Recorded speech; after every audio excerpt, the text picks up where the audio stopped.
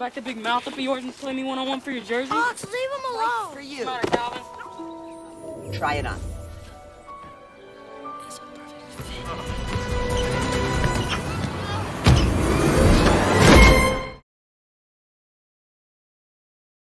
During halftime of a basketball game, the crowd gets a chance to go one-on-one with Tracy, the star of the home team. The announcer picks a winning ticket number, and Calvin and his friends get excited because Calvin holds that number. Calvin goes down to the court to meet his idol, Tracy. He's so excited that he addresses the crowd, and they go wild. The team manager tells Tracy to go easy on Calvin and let him score a bit since the crowd is enjoying it. I have 60 seconds, okay? Calvin gets 60 seconds with Tracy, and the game begins. As expected, Tracy plays easy and lets Calvin score once. Then, Tracy plays defense, but Calvin surprises everyone by making an amazing three-pointer, and the crowd cheers loudly. This embarrasses Tracy, so he takes off his jacket and gets serious. The team manager tells Calvin that if he scores again, he will win $1,000. On his final attempt, Calvin makes an incredible slam dunk, getting several feet off the ground.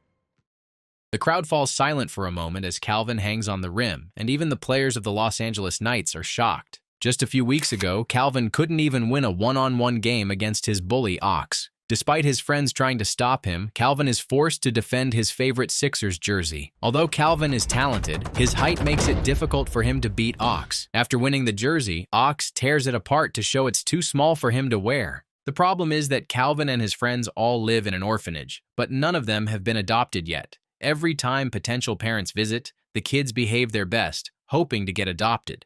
But nobody wants to adopt them because they prefer younger children.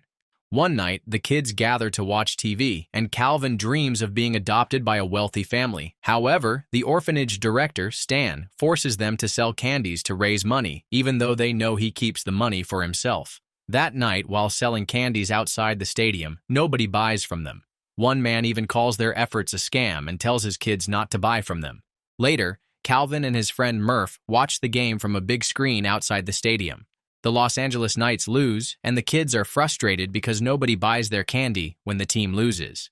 Then, Calvin sees Coach Wagner leaving in his car and runs to him to ask him to buy some candy. You diagrammed the perfect play. Calvin explains that the team would have won if Tracy had passed the ball instead of shooting. Impressed by his analysis, the coach agrees to buy candy and gives him a $20 bill. However, Calvin refuses, saying he doesn't know where the money goes, so he can't take it. The coach, seeing Calvin's honesty, promises 4 tickets to the next game, which makes Calvin really excited. The next day, the orphanage receives a donation of clothes. Calvin spots a pair of old basketball sneakers that fit him perfectly. Used to belong to some famous basketball player. Sister Teresa tells him the shoes belong to a famous player. When Calvin checks the sneakers, he finds the initials MJ and realizes they belong to Michael Jordan. He's shocked and shows them to Murph and his other friend Reg, but Ox and the bullies overhear them and take the sneakers away. Ox throws the sneakers in the air, and they get stuck in a power line nearby. That night, it rains heavily, and a thunderstorm rages. But Calvin doesn't give up. He climbs a nearby tree to get the sneakers. He reaches them, and as he tries to pull them down, lightning strikes the power line. Calvin falls to the ground, but he holds on to the sneakers. He then looks at them as they surge with electricity and thunder. On Sunday, Calvin gets the 4 tickets and heads to the arena with his friends. On the way, they run into Ox, who threatens to tell on them for getting expensive tickets. Calvin tells him he has 1 extra ticket and invites him to join them to watch the game. The 4 kids go inside and enjoy the game, but it's frustrating. The Knights are losing, and Tracy isn't playing well. Then Calvin gets the chance to play one-on-one against Tracy during halftime. Make me like Mike. Before the game starts, Calvin talks to his new sneakers, asking them to make him like Mike. And just like that, Calvin makes those impressive moves. After Calvin slams a dunk that silences the crowd, Murph and Reg cheer for him, breaking the silence. The whole crowd goes wild. Seeing this, the team manager, Frank, goes to find Stan. He tells Stan that they want Calvin on their team. Stan is skeptical, but the next day, Frank and the coach come to Stan's office. Frank offers Calvin a $5,000 contract for 1 day. Stan is speechless, and Frank adds another $2,500 to make the deal go smoothly. Stan agrees, but the coach is still hesitant because he's never seen Calvin play. Outside, Calvin and his friends celebrate the contract. Calvin says his talents come from his new sneakers, but little do they know, Ox is nearby, listening to their secret. In the next game, Calvin enters the Knights' locker room and meets his teammates, who were once his idols. Look out, because the kid is back to school you again. The other players laugh at Tracy, and Calvin apologizes for humiliating him. But Tracy says it's no problem and believes Calvin got lucky that night. Calvin is given his own official shirt, shorts, and new sneakers. He tells Frank that he plays better with his own sneakers, worried that his powers might be gone. Frank tells him that all he needs to do is look good out there. Confused, Calvin asks the coach if he'll be playing, and the coach tells him straight up that he's only there to increase attendance, not to play. Soon, the game begins, and the Knights are losing badly to the Spurs. During a timeout, Calvin suggests a brilliant play, and to everyone's surprise, the coach puts him in.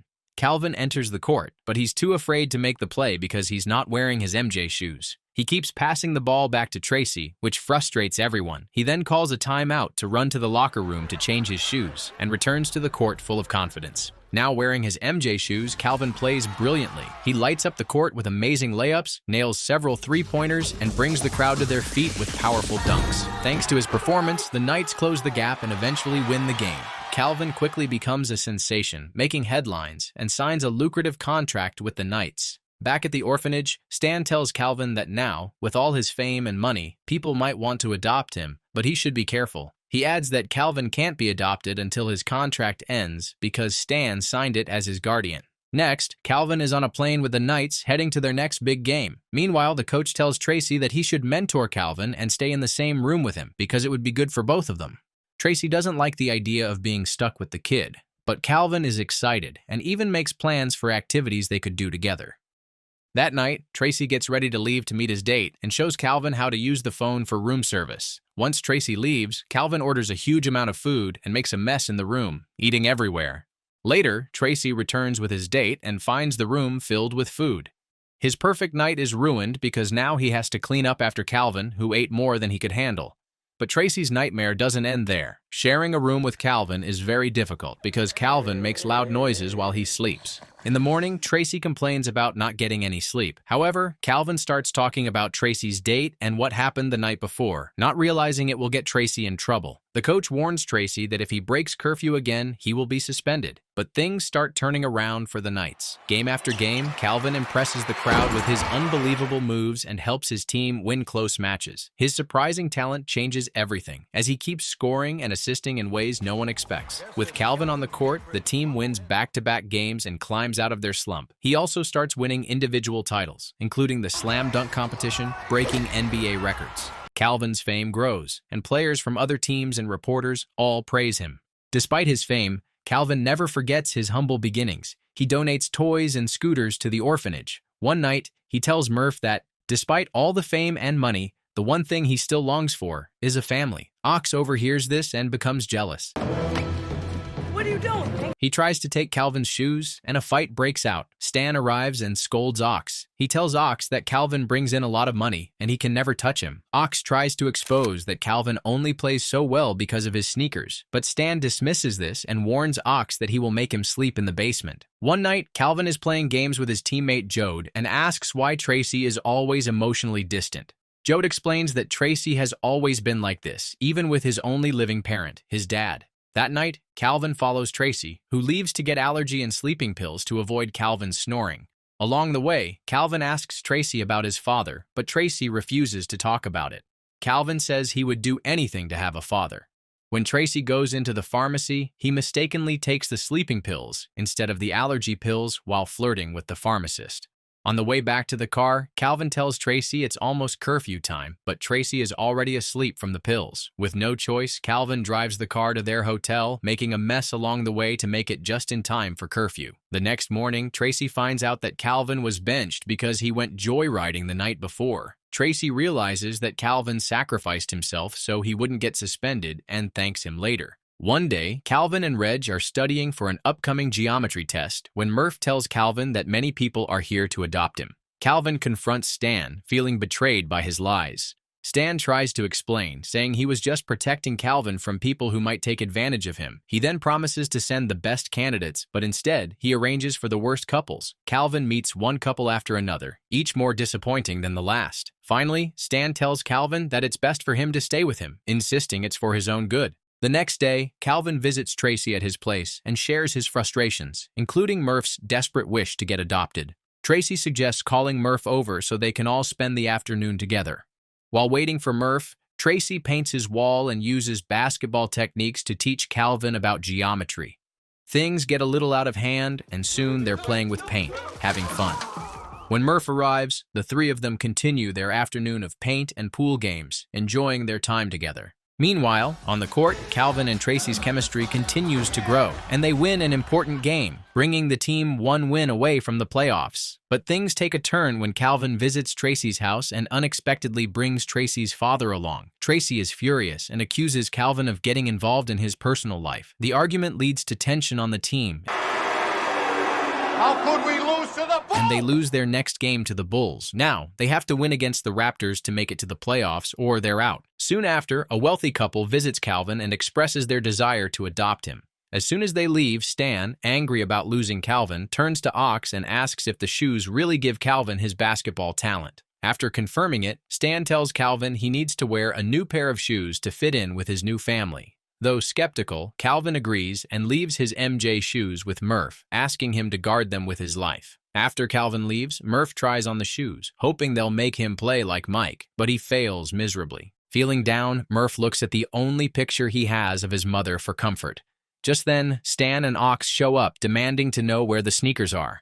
Murph refuses to tell them, but Stan threatens to burn his mother's picture. With no choice, Murph hands over the shoes. Stan then goes to a local bar, meets with some goons, and places a $100,000 bet against the Knights, knowing Calvin won't be able to play.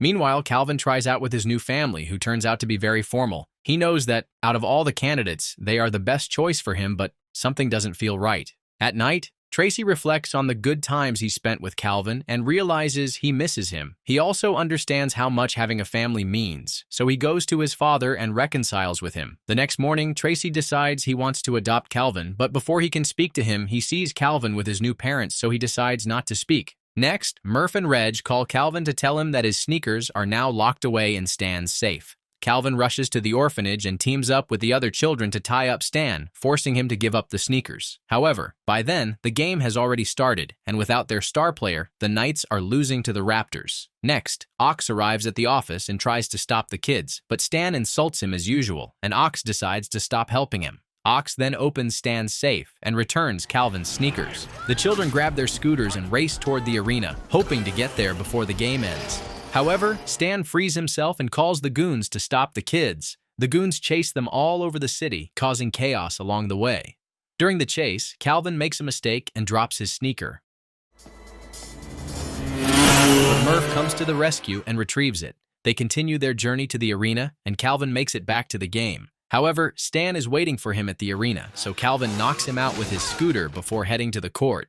At the game, the Knights are down by 21 points against the Raptors with only 1 quarter left. The team has never come back from this far behind, but they have hope. Calvin then joins the team, and they start an incredible comeback. With just 19 seconds left, the Knights are now only 1 point behind.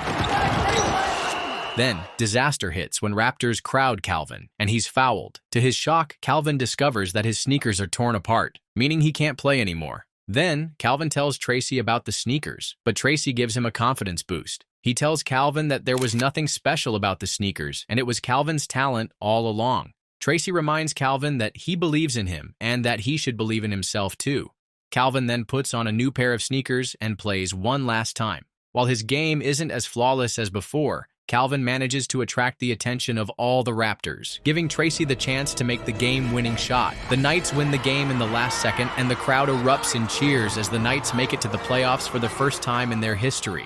After the game, Calvin realizes he doesn't want to be adopted by the wealthy couple, so he turns them down and chooses to stay with Murph. The next morning, Tracy visits the orphanage and agrees to adopt both Calvin and Murph, while Reg gets adopted by a happy couple. Meanwhile, the Knights players make generous donations to the orphanage to ensure the kids receive better treatment. The movie ends with Calvin, Murph, and Tracy playing in the house together, happy as one big family. The end.